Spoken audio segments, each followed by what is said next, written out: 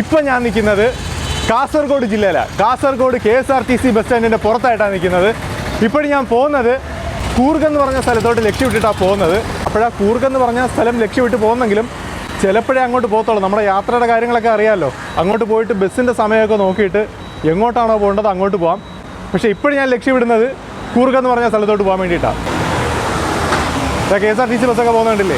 ഇത് KSRTC bus സ്റ്റാൻഡിനകത്തോട്ട് കയറാൻ വേണ്ടി പോകാതെ ഈ കാണുന്ന ബിൽഡിങ്ങാണ് KSRTC ബിൽഡിങ്. ഇന്നലെ ഞാനിങ്ങോട്ട് വന്നത്. ഇന്നലെ കാസർഗോഡ് റെയിൽവേ സ്റ്റേഷനിൽ വന്നിട്ട് ട്രെയിൻ ഇറങ്ങിയിട്ട് കാസർഗോഡും പരിസരമൊക്കെ ഒന്ന് കറങ്ങി നടന്ന് കണ്ടു കേട്ടോ. ബേക്കൽ കോട്ടയും അങ്ങനത്തെ കുറച്ചധികം സ്ഥലങ്ങളൊക്കെ ഉണ്ടായിരുന്നു. അങ്ങനത്തെ സ്ഥലങ്ങളെല്ലാം പോയി കറങ്ങി നടന്ന് കണ്ടിട്ട് രാത്രി കാസർഗോഡ് KSRTC ബസ് സ്റ്റാൻഡിനടുത്തായിട്ട് സ്റ്റേ ചെയ്ത് സിംഗിൾ റൂമിന് ചാർജ് 500 രൂപയായിരുന്നു. അപ്പോഴിനി ഇവിടെ നിന്ന് കൂർഗ് ലക്ഷ്യമിട്ട് പോവാം. അപ്പോഴെന്തായാലും രാവിലെ എന്തെങ്കിലും കഴിക്കണം, കഴിച്ചിട്ട് നമുക്ക് വിടാം. അങ്ങനെ ഞാൻ ഫുഡെല്ലാം കഴിച്ചിട്ട് KSRTC ബസ് സ്റ്റാൻഡിനകത്തോട്ട് വന്നു. ഇവിടെ നിന്ന് സുള്ളിയ എന്ന് പറഞ്ഞ സ്ഥലത്തോട്ട് പോകണം. സുള്ളിയ എന്ന് പറഞ്ഞ സ്ഥലത്തോട്ട് പോയിട്ട് വേണം കൂർഗ് എന്ന് പറഞ്ഞ സ്ഥലത്തോട്ട് പോകാൻ. ഇതാ കണ്ടില്ലേ, സുള്ളിയ സുബ്രഹ്മണ്യ എന്ന് എഴുതിയിരിക്കുന്നത്. അപ്പോഴെന്തായാലും നമുക്ക് ഈ ബസ്സിൽ കയറിയിട്ടേ സുള്ളിയയിലോട്ട് പോവാം. രാവിലെ 10:10 ഇവിടെ നിന്ന് സ്റ്റാർട്ട് ചെയ്യുന്ന വണ്ടിയാണ്. ഇഷ്ടംപോലെ സ്ഥലമുണ്ട്. അങ്ങനെ നമ്മുടെ സുള്ളിയയിലോട്ട് പോകുന്ന ബസ് കാസർഗോഡ് ബസ് സ്റ്റാൻഡിൽ നിന്നും സ്റ്റാർട്ട് ചെയ്തിരിക്കുവാണ്. ഇവിടെ നിന്ന് 58 കിലോമീറ്റർ ഉണ്ട് സുള്ളിയയിലോട്ട്.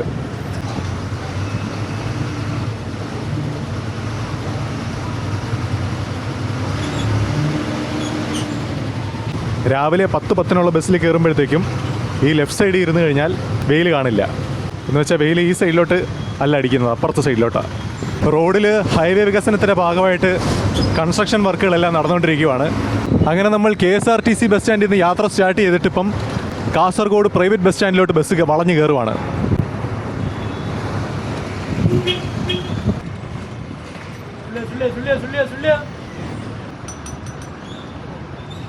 അങ്ങനെ പ്രൈവറ്റ് ബസ് സ്റ്റാൻഡിൽ നിന്നും ബസ് പുറപ്പെട്ടിരിക്കുകയാണ്. കാസർഗോഡ് നിന്ന് സുള്ളിയ വരെ പോകുന്നതിന് 73 രൂപയാണ് ചാർജ്. അങ്ങനെ നമ്മൾ സുള്ളിയ പോകുന്ന വഴിക്ക് കൂടുതലായിട്ടും തേക്കും കാടും ഉണ്ട്, പിന്നെ അല്ലാത്ത നോർമലായിട്ടുള്ള കാടും ഉണ്ട്. ഇപ്പോഴീ പോയിക്കൊണ്ടിരിക്കുന്നത് തേക്കും കാടിലൂടെയാണ്. ഇടയ്ക്കൊക്കെ ചന്ദനം ഉണ്ടെന്നും പറയുന്നുണ്ട് കേട്ടോ. അങ്ങനെ നമ്മൾ കുറച്ചും കൂടെ ഫ്രണ്ടിലോട്ട് വന്നപ്പോഴത്തേക്കും കുറച്ചും കൂടെ ഒരു കൊടുങ്കാടിലോട്ട് കയറിയിരിക്കുവാണ്. ഇതാ കണ്ടില്ലേ, ഇപ്പോഴും കാടിൻ്റേതായ ഒരു നിശബ്ദതയൊക്കെ തുടങ്ങി. ഇപ്പോഴീ വണ്ടിയുടെ സൗണ്ട് മാത്രമേ ഉള്ളൂ, വേറെ വണ്ടിയുടെ ശബ്ദങ്ങളൊന്നുമില്ല.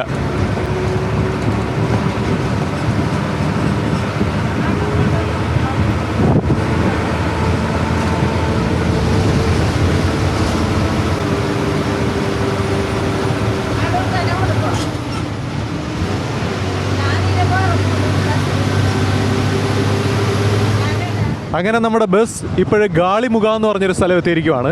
ഇതിപ്പോഴും നമ്മൾ പൊയ്ക്കൊണ്ടിരിക്കുന്നത് കർണാടകയിലൂടെയാണ്. കർണാടകയിലും കയറും കേരളത്തിലും കയറും, അങ്ങനെ റോഡ് അക്കരയും ഇക്കരയായിട്ട് മാറി മാറിയാണ് പൊയ്ക്കൊണ്ടിരിക്കുന്നത്. പക്ഷേ നമുക്ക് കാണുമ്പോഴത്തേക്കും വലിയ വ്യത്യാസമൊന്നും തോന്നുന്നില്ല കേരളവും കർണാടകയും തമ്മിലേ. സാധാരണ നമ്മൾ തമിഴ്നാട്ടിലൊക്കെ പോകുമ്പോഴത്തേക്കും ഒരു വ്യത്യാസം ഫീൽ ചെയ്യും തമിഴ്നാട്ടിലോട്ട് കയറുമ്പോഴത്തേക്കും. ഇതിപ്പോഴൊരു ഭാഷയുടെ ഒരു വ്യത്യാസം മനസ്സിലാവുന്നുള്ളൂ കാണുമ്പോൾ. ഏകദേശം നമ്മളിപ്പോഴൊരു 10-25 കിലോമീറ്ററോളം സഞ്ചരിച്ച് വന്നു കാസർഗോഡെന്നേ. അപ്പോഴിപ്പം നമ്മൾ കർണാടകയിലൂടെയാണ് പോയിക്കൊണ്ടിരിക്കുന്നത്. ഇനി കേരളത്തിലോട്ട് കയറും, വീണ്ടും കർണാടകയിൽ വരും. അങ്ങനെ വഴി അപ്പുറത്തും ഇപ്പുറത്തായിട്ട് പോയാണ് പോകുന്നത്. അപ്പോഴും നമ്മൾ പോലും അറിയാതെ നമ്മൾ കർണാടകയിൽ എത്തിയിരിക്കുവാണ്.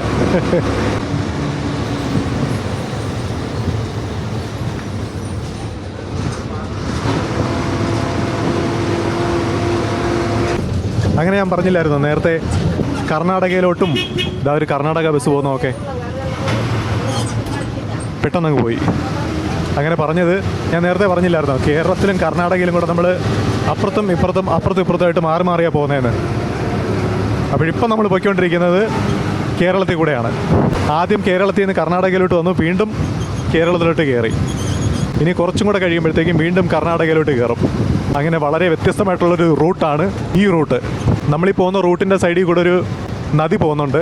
കർണാടകയിൽ ആ നദിയുടെ പേര് പയസ്വിനി എന്നും, കേരളത്തിൽ വരുമ്പോൾ ചന്ദ്രഗിരി പുഴ. അങ്ങനെ ആ പുഴയുടെ സൈഡിൽ കൂടെയുള്ള റോട്ടിൽ കൂടെയാണ് നമ്മളിങ്ങനെ പൊയ്ക്കൊണ്ടിരിക്കുന്നത്. ഇവിടെ നേരിട്ട് നോക്കുമ്പോഴത്തേക്കും ആ ഒരു പുഴ കാണാൻ പറ്റുന്നുണ്ട്. മരങ്ങൾ നിൽക്കുന്നതുകൊണ്ട് ചിലപ്പം വീഡിയോയിൽ അത് ക്ലിയർ ആയിട്ട് കിട്ടില്ല. എന്തായാലും എവിടെയെങ്കിലും ഒരു പാലം കാണാതിരിക്കില്ല, നമുക്ക് നോക്കാം. പാലത്തിനടിയിലൂടെ ആ പുഴ പോകാൻ സാധ്യതയുണ്ട്. പുഴയല്ല, പുഴ.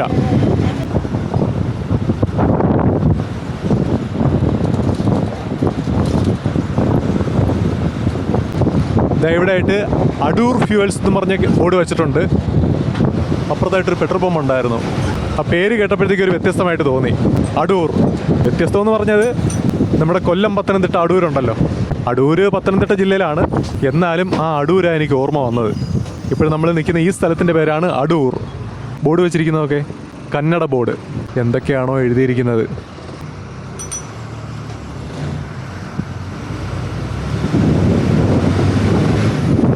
അങ്ങനെ അടൂർ ബസ് സ്റ്റോപ്പ് കഴിഞ്ഞ് കുറച്ച് ഫ്രണ്ടിലോട്ട് വരുമ്പോഴത്തേക്കും ഒരു പാലമുണ്ട്. അതിനടിയിലൂടെ ഒരു നദിയാണ് പോകുന്നതെന്നാണ് തോന്നുന്നത്. നമുക്ക് നോക്കാം. പാലത്തിൻ്റെ പേര് കൊട്ടിയാടിപ്പാലം. ചെറിയൊരു നദിയാണ് പോകുന്നത്. അടൂർ എന്ന് പറഞ്ഞ സ്ഥലമെത്തിയപ്പോഴത്തേക്കും ഒന്ന് ഇരുട്ടി. കുറച്ചധികം മരങ്ങളൊക്കെ ആയിട്ടേ നല്ല ഭംഗിയുള്ള സ്ഥലം.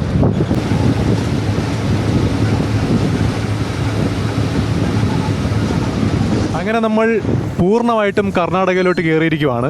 കുറച്ച് ദൂരം വന്നതിന് ശേഷം നിൽക്കുന്ന സ്ഥലത്തിൻ്റെ പേരാണ് ജൽസൂർ. അത്യാവശ്യം കടകളും കാര്യങ്ങളും ഒക്കെ ഉള്ളൊരു സ്ഥലമാണ് ജൽസൂർ. ഇനി മലയാളമില്ല, കംപ്ലീറ്റ് കർണാടകയായിരിക്കും എന്ന് പറയാൻ പറ്റത്തില്ല. മലയാളത്തിലുള്ള ബോർഡുകൾ ഇനിയും കാണാൻ സാധ്യതയുണ്ട്. പക്ഷെ എന്നാലും കൂടുതലായിട്ടും കർണാടകയുടെ അക്ഷരങ്ങളാണ് കാണുന്നത്, കന്നഡ അക്ഷരങ്ങൾ.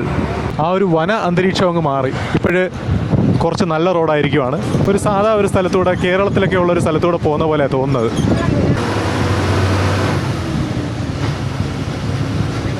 അങ്ങനെ നമ്മൾ കാസർഗോഡ് നിന്ന് 58 കിലോമീറ്റർ സഞ്ചരിച്ച് വന്നതിന് ശേഷം ഇപ്പോഴ് സുള്ളിയ എന്ന് പറഞ്ഞ സ്ഥലത്തോട്ട് ബസ് വന്നിരിക്കുവാണ്. ഈ കാണുന്നതാണ് സുള്ളിയ ടൗൺ. വലിയ ടൗണാണ് ഇത്. അവിടെ നിന്നൊരു കർണാടകയുടെ ബസ് വരുന്നുണ്ട്.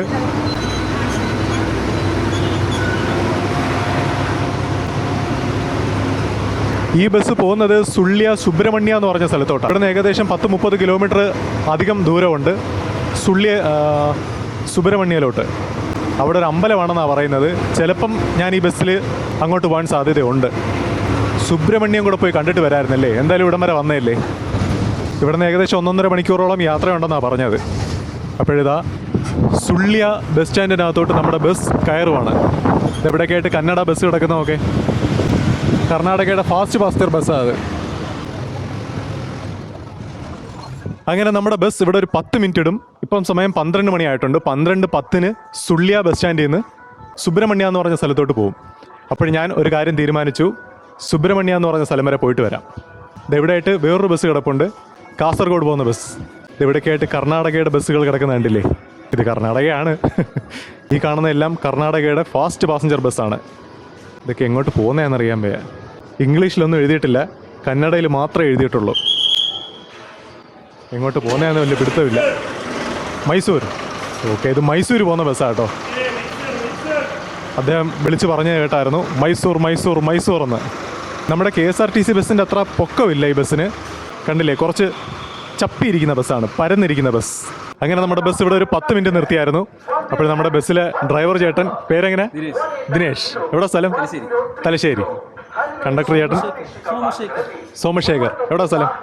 തലശ്ശേരി തന്നെ അല്ലേ? കാസർഗോഡ്. ഓക്കെ, അപ്പോൾ നമ്മൾ വണ്ടി എടുക്കുമല്ലേ? ഓക്കെ. ഇപ്പോഴെന്തായാലും നമുക്ക് സുബ്രഹ്മണ്യം വരെ പോയിട്ട് വരാം. എന്തായാലും ഇവിടം വരെ വന്നേല്ലേ. ഇപ്പം സമയം 12:10 1:15 സുബ്രഹ്മണ്യയിലെത്തുമെന്നാണ് പറയുന്നത്.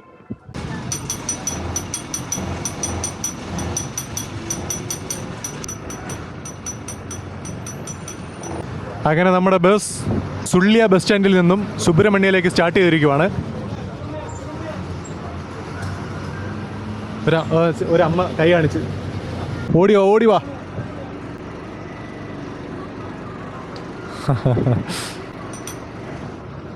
സുള്ളിയ എന്ന് പറഞ്ഞ സ്ഥലത്ത് റൂമും കാര്യങ്ങളും എല്ലാം ഉള്ളൊരു സ്ഥലമാണ്. ലോഡ്ജും റെസ്റ്റോറൻറ്റും എല്ലാം ഉണ്ട്. വലിയൊരു ടൗണാണ് സുള്ളിയ. ഇതാ കണ്ടില്ലേ, പല പല കടകൾ. ഇതാ പെട്രോൾ പമ്പും ഉണ്ട്. സുള്ളിയയിൽ നിന്നും സുബ്രഹ്മണ്യം വരെ പോകുന്നതിന് ബസ് ടിക്കറ്റ് ചാർജ് 36 രൂപ. അങ്ങനെ നമ്മൾ സുള്ളിയ എന്ന് പറഞ്ഞ സ്ഥലത്ത് നിന്ന് കുറച്ച് ഫ്രണ്ടിലോട്ട് വന്നപ്പോഴത്തേക്കും ആ ഒരു ടൗണിൻ്റെ അന്തരീക്ഷത്തിൽ നിന്ന് മാറി ഒരു വന അന്തരീക്ഷത്തിലോട്ട് കയറിയിരിക്കുകയാണ് ബസ്. ഇപ്പോഴ് മഴ ചെറുതായിട്ട് ചാറുന്നുണ്ട്.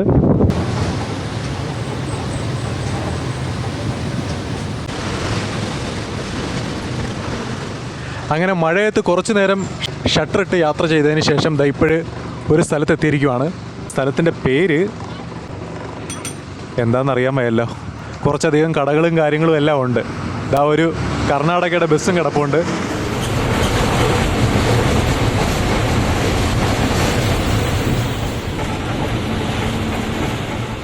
അങ്ങനെ നമ്മുടെ ബസ് സുബ്രഹ്മണ്യ എന്ന് പറഞ്ഞ സ്ഥലത്ത് വന്നിരിക്കുവാണ്.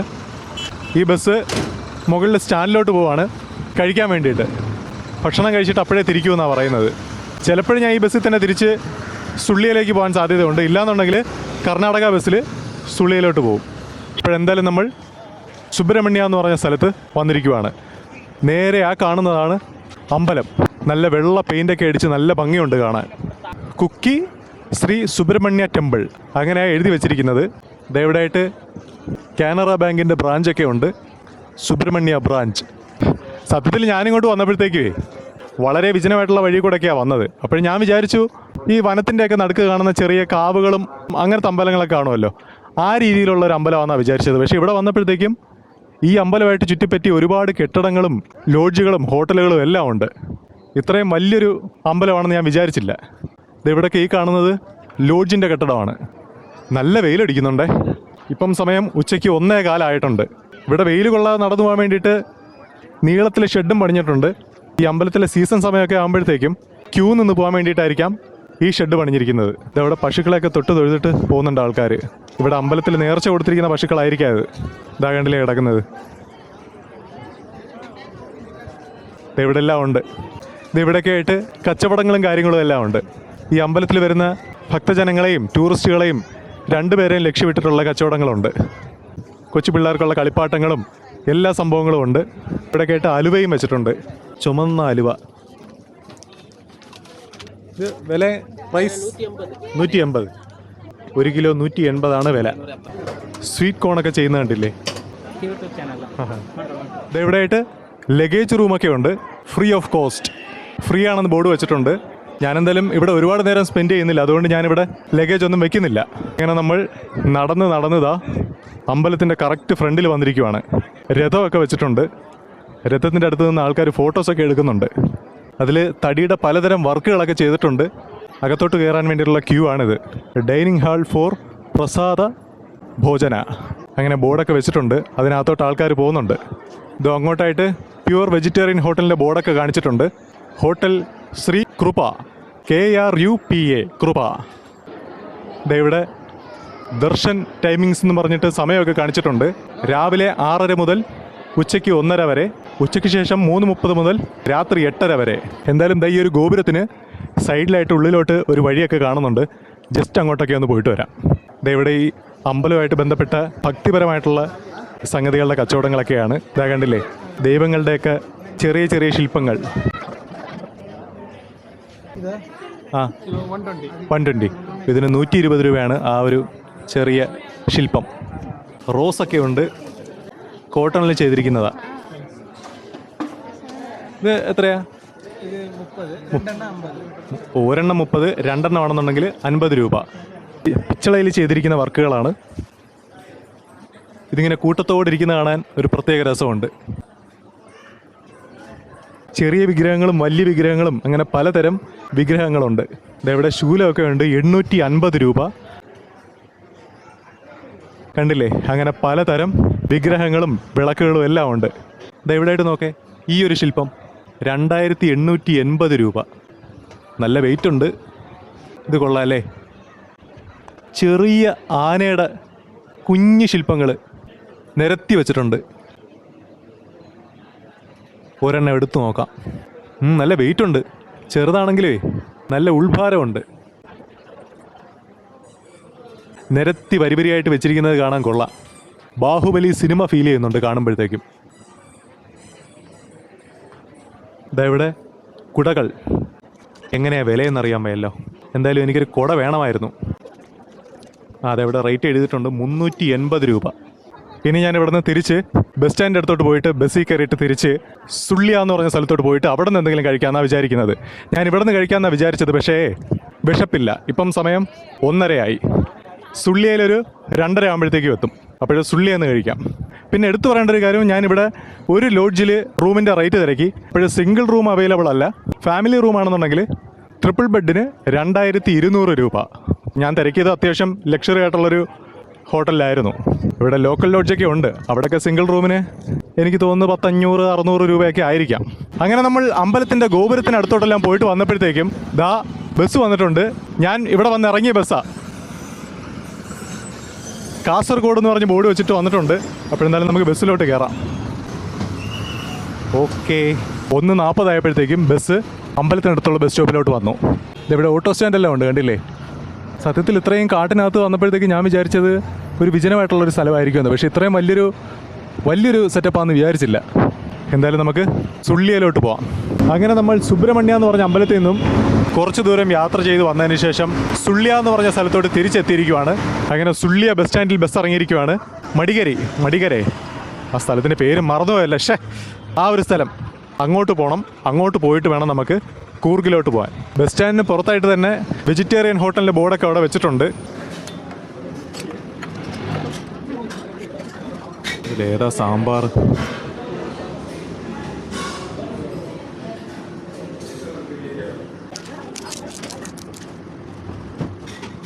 അങ്ങനെ ഞാൻ സുള്ളിയ ബസ് സ്റ്റാൻഡിന് നേരെ ഓപ്പോസിറ്റുള്ളൊരു വെജിറ്റേറിയൻ ഹോട്ടലിൽ നിന്ന് ഊണ് കഴിച്ചു. 50 രൂപയായുള്ളൂ. കുറേ തട്ടിനകത്തൊക്കെ സാധനങ്ങളൊക്കെ കൊണ്ടുവന്നപ്പോഴത്തേക്ക് ഞാൻ വിചാരിച്ചത് ഒരു 100 രൂപയെങ്കിലും ആവുമെന്നാണ്. പക്ഷേ 50 രൂപ ഉള്ളൂ ഊണിന്. അതെന്തായാലും കൊള്ളാം. ഇനി ഇവിടെ നിന്ന് മടിക്കേരി അല്ലെങ്കിൽ മടികേരി അങ്ങനത്തെ ആ ഒരു സ്ഥലത്തോട്ട് പോവാം. ഇവിടെ നിന്ന് 50 കിലോമീറ്ററോളം ഉണ്ട് മടികേരിയിലോട്ട്. എങ്ങനെയാണെന്നൊന്നും ഒരു പിടുത്തവും ഇല്ല. എന്തായാലും നമുക്ക് ഈ ബസ് സ്റ്റാൻഡിൽ നിന്ന് മടികേരിയിലോട്ടുള്ള ബസ് കയറിയിട്ട് മടികേരിക്ക് വിടാം. ഇപ്പോൾ സമയം 3 മണിയായി. മടികേരി എത്തുമ്പോഴത്തേക്ക് എനിക്ക് തോന്നുന്നൊരു 5 മണി 5:30 ആവുമായിരിക്കാം. കന്നഡ വായിക്കാൻ അറിഞ്ഞുകൂടാത്തത് കൊണ്ട് ഇതെങ്ങോട്ട് പോകുന്ന ബസ്സാണെന്ന് ഊഹിക്കാൻ പോലും പറ്റുന്നില്ല. ഞാനിങ്ങനെ ഇവിടെ സ്റ്റേഷൻ മാസ്റ്ററോട് ചോദിച്ചപ്പോഴത്തേക്കും പറഞ്ഞത് മടികേരിയിലോട്ടുള്ള ബസ് ഈ ലാസ്റ്റ് ഉണ്ടെന്നാണ് പറഞ്ഞത്. ഇത് കർണാടകയുടെ ഫാസ്റ്റ് പാസഞ്ചർ ബസ്സാണ്. അപ്പോഴെന്തായാലും ഈ ബസ് തന്നെയാണ് മടികേരിയിലോട്ട് പോകുന്നത്. എന്തായാലും നമുക്ക് അകത്ത് കയറി സീറ്റ് പിടിക്കാം. ഒരു കാര്യം ശ്രദ്ധിച്ചതേ, സിംഗിൾ ഡോറാണ്. ഒറ്റ ഡോറ് മാത്രമേ ഉള്ളൂ. യെസ്, അങ്ങനെ ഒരു വിൻഡോ സീറ്റ് തന്നെ കിട്ടിയിട്ടുണ്ട്. 3:30 ബസ്സിൻ്റെ സമയം. ഇപ്പം 3:20 ആയിട്ടുണ്ട്. അങ്ങനെ നമ്മുടെ മടകരയ്ക്കുള്ള ബസ് സുള്ളിയ ബസ് സ്റ്റാൻഡിൽ നിന്നും സ്റ്റാർട്ട് ചെയ്തിരിക്കുവാണ്. റിവേഴ്സ് എടുത്തുകൊണ്ടിരിക്കുവാണ് ബസ്. ഡോർ തുറന്ന് കിടക്കുന്നുണ്ട്. അടയ്ക്കാനാരുമില്ലേ? 57 രൂപ സുള്ളിയയിൽ നിന്നും മടകേരിയിലോട്ട് പോകാൻ വേണ്ടിയിട്ട്. 51 കിലോമീറ്ററാണ് ദൂരം. അടിമാലിയിൽ നിന്ന് മൂന്നാറോട്ട് പോകുന്ന റൂട്ടും വിതുരയിൽ നിന്ന് പൊന്മുടിയിലോട്ട് പോകുന്ന റൂട്ടും ഈരാറ്റുപേട്ടയിൽ നിന്ന് വാഗമണിലോട്ട് പോകുന്ന റൂട്ടും അങ്ങനത്തെ റൂട്ടൊക്കെ ഉണ്ടല്ലോ. ഏകദേശം അങ്ങനത്തെ റൂട്ടാണ് കാണാൻ ഈ ഒരു റൂട്ടും. അങ്ങനെ നമ്മൾ കുറച്ച് ദൂരം യാത്ര ചെയ്ത് വന്നതിന് ശേഷം ഇപ്പോൾ എത്തിയിരിക്കുന്ന ഈ സ്ഥലമാണ് കള്ളുകുണ്ടി. അങ്ങനെ നമ്മൾ നേരത്തെ കണ്ട കള്ളുകുണ്ടി എന്ന് പറഞ്ഞ സ്ഥലത്ത് നിന്ന് കുറച്ചും കൂടെ ബസ് ഫ്രണ്ടിലോട്ട് പോകുമ്പോഴത്തേക്കും ഒരു ഹൈ റേഞ്ച് പോലത്തെ സ്ഥലത്തോട്ട് വരും കേട്ടോ. ഹെയർപിൻ ബെൻഡും അങ്ങനത്തെ വഴിയൊക്കെ കൂടെ. വലിയ ഹെയർപിൻ ബെൻഡൊന്നും ആയിട്ടില്ല, പക്ഷെ എന്നാലും അത്യാവശ്യം വളവുകളും തിരിവുകളും എല്ലാം ഉണ്ട്. ഒരു ഫോറസ്റ്റ് ഫീലും തുടങ്ങിയിട്ടുണ്ട്.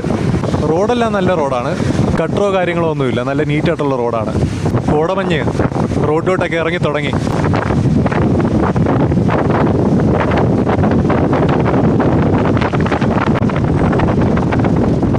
ഇതാ പിന്നെ വേറൊരു കാര്യം എടുത്തു പറയേണ്ടത്, കർണാടക ബസ്സിനകത്ത് സ്റ്റുഡൻസ് കയറുന്നുണ്ട്. കൊച്ചു പിള്ളേരൊക്കെ സ്കൂൾ യൂണിഫോമൊക്കെ ഇട്ട് പോകുന്ന കണ്ടില്ലേ?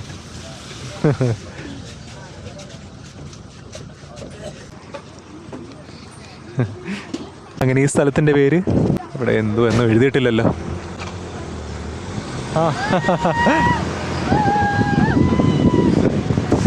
അങ്ങനെ സ്റ്റുഡൻസ് ഇറങ്ങിയ ആ ഒരു സ്ഥലത്തിൻ്റെ ഈ ഒരു സ്ഥലം കാണാൻ നല്ല ഭംഗിയുണ്ട്. ഓക്കെ, നല്ല വലിയ മലനിരകളൊക്കെ ആയിട്ട് കാണാൻ നല്ല ഭംഗിയുള്ള സ്ഥലം. നമ്മൾ ആ ഒരു ഭാഗത്തോട്ടൊക്കെ ആയിരിക്കാം പോകുന്നത്.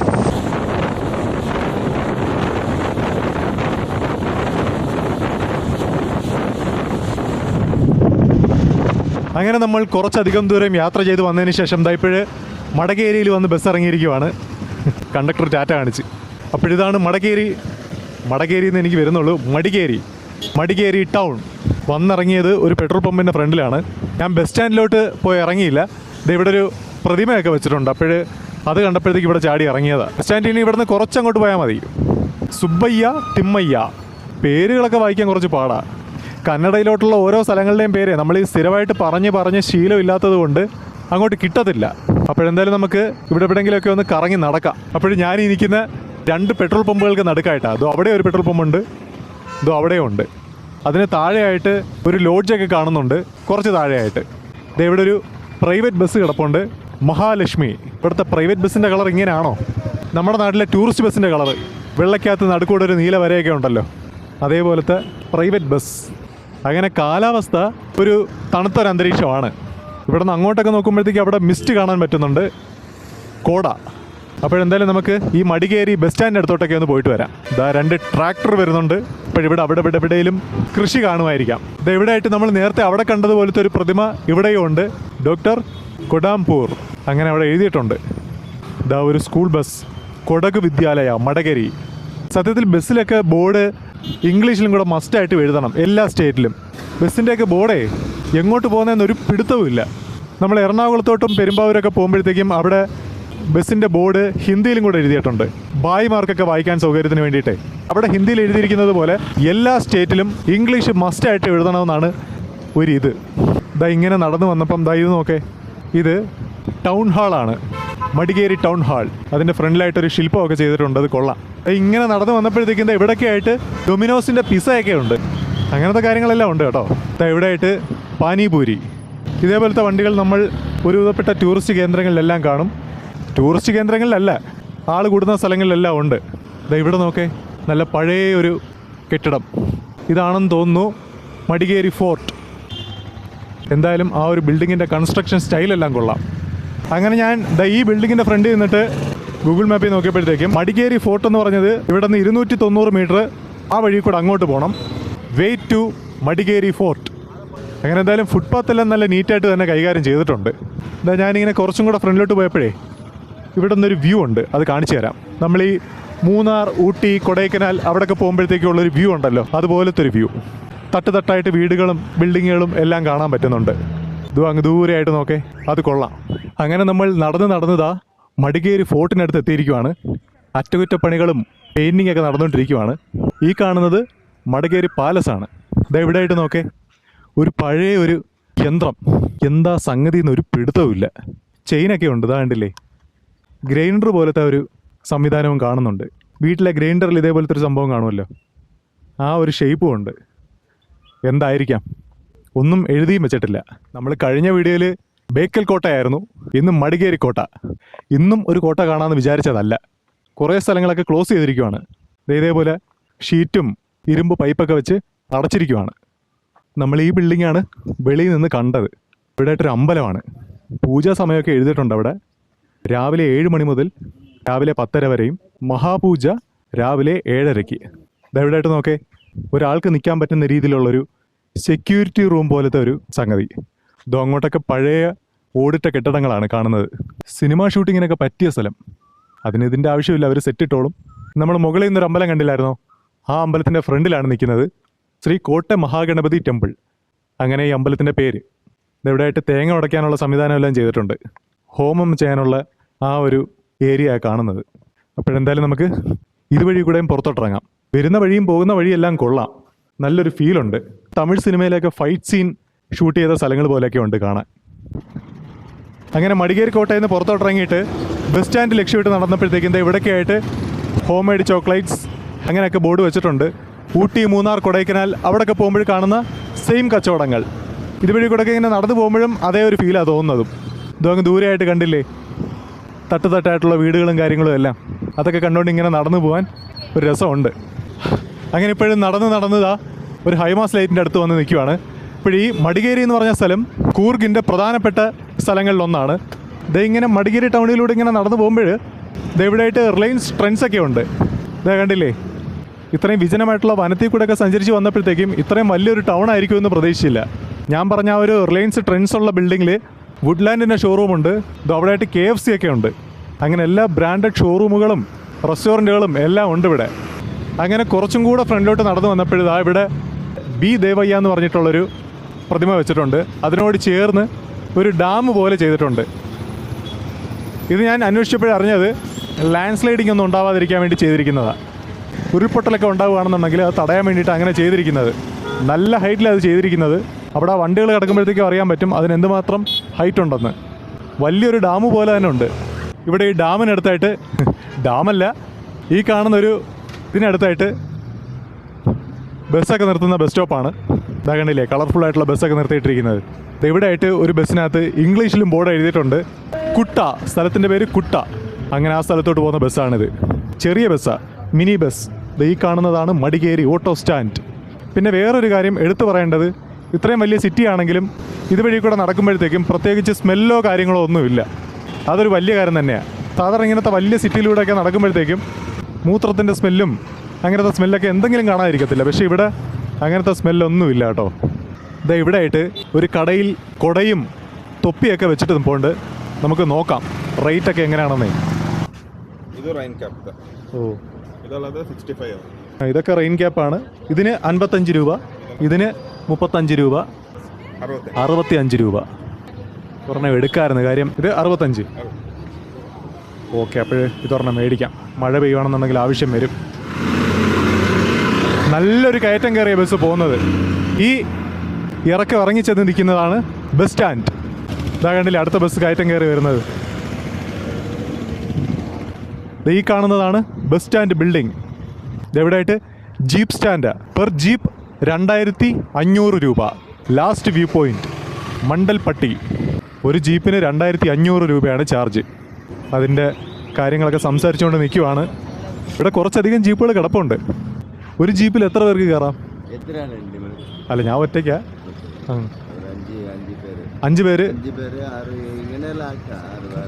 കുഴപ്പമില്ല അല്ലേ? 2500 രൂപ. എത്ര സ്ഥലങ്ങളിൽ പോവും? മണ്ടൽപ്പട്ടി എന്ന് പറയുന്ന സ്ഥലം. ഒരു പ്ലേസിൽ പോകുന്നതിന് ഏതാ? പഴശ്ശിരാജ, മമ്മൂട്ടിയുടെ. ഓ, പഴശ്ശിരാജ എന്ന് പറഞ്ഞ മമ്മൂട്ടിയുടെ സിനിമ ഷൂട്ട് ചെയ്ത സ്ഥലമാണ് മണ്ടൽപ്പട്ടി എന്ന് പറയുന്ന സ്ഥലം. അപ്പോഴവിടെ പോകുന്നതിന് ഒരു ജീപ്പിന് 2500 രൂപയാണ് ചാർജ്. 5 പേരാണ് മിനിമം. അങ്ങനെ നമ്മൾ മടികേരി ബസ് സ്റ്റാൻഡിനടുത്ത് വന്നിരിക്കുവാണ്. ഇങ്ങനെ ബസ് സ്റ്റാൻഡ്, റെയിൽവേ സ്റ്റേഷൻ ഇങ്ങനത്തെ സ്ഥലങ്ങളിലെല്ലാം വന്നിട്ടേ ഓരോ അനൗൺസ്മെൻറ്റുകൾ കേൾക്കാൻ ഒരു പ്രത്യേക രസമാണ്. ഇവിടെയും എന്തൊക്കെയോ അനൗൺസ് ചെയ്യുന്നുണ്ട്. എന്തായാലും ഇവരുടെ ബസ് കൊള്ളാം, യാത്ര ചെയ്യാനൊക്കെ കൊള്ളാം. ഇത് എങ്ങോട്ട് പോകുന്ന ബസ്സായിരിക്കണം? ലോങ് പോകുന്ന ബസ്സിലെങ്കിലും ഒന്ന് ഇംഗ്ലീഷിൽ എഴുതിക്കൂടെ? ഇവിടുത്തെ ലോക്കൽ ബസ്സിൽ എഴുതണ്ട, അതിൽ യാത്ര ചെയ്യുന്നത് ഇവിടുത്തെ ആൾക്കാരാണെന്ന് വേണമെങ്കിൽ പറയാം. പക്ഷേ ഇതേപോലെ ലോങ് പോകുന്ന ബസ്സിലല്ലേ ഒന്ന് ഇംഗ്ലീഷിലൊക്കെ എഴുതണമായിരുന്നു. ഇതെല്ലാം ലോങ് പോകുന്ന ബസ്സുകളാണ്. ഇതോ വളഞ്ഞ് തിരിഞ്ഞ് കയറുന്ന കണ്ടില്ലേ? വാ, അതെ ഇവിടെ ഒരു ബസ്സിനകത്ത് എഴുതിയിട്ടുണ്ട് മാംഗ്ലൂർ മടകരി, ഇംഗ്ലീഷിൽ എഴുതിയിട്ടുണ്ട്. ഞാൻ പിന്നെ ബസ് സ്റ്റാൻഡിൽ വേറൊരു കാര്യം ശ്രദ്ധിച്ചതേ, സാധാരണ ഇങ്ങനത്തെ ബെഞ്ച് പണിയുമ്പോഴത്തേക്കും ഈ കനത്തിലൊക്കെ അല്ലേ ചെയ്യുന്നത്. പക്ഷെ ഇവിടെ നോക്കേ, ഒരു 1.5 ഇഞ്ച് കനവേ ഉള്ളൂ. കണ്ടില്ലേ? അത് കാണുമ്പോഴും ഒരു റിച്ച് ലുക്ക് ഫീൽ ചെയ്യുന്നുണ്ട്. അങ്ങനെ നമ്മൾ റൂം എടുത്തിരിക്കുവാണ്. മടികേരി ബസ് സ്റ്റാൻഡിനടുത്ത് തന്നെ ഒരു ലോഡ്ജിലാണ് റൂം എടുത്തത്. 600 രൂപയായിരുന്നു ഈ റൂമിൻ്റെ ചാർജ്. അത്യാവശ്യം നീറ്റായിട്ടുള്ള റൂമാണ്. തുണിയൊക്കെ കഴുകി വിരിക്കാനുള്ള സംവിധാനമെല്ലാം ഉണ്ട്. നമുക്കിവിടെ തങ്ങിയിട്ട് നാളെ രാവിലെ ബാക്കി കാര്യങ്ങൾ പ്ലാൻ ചെയ്യാം.